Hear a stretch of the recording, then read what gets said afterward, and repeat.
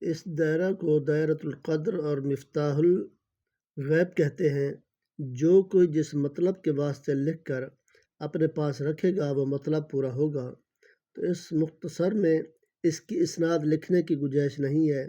جس کے پاس ہوگا وہ خود مشاہدہ کرے گا، عجائبات اور غرائبات جو ہے نا وہ دیکھے گا کہ اس کے اندر کتنے فائدے ہیں، اور وہ نقش جو ہے وہ یہ ہے۔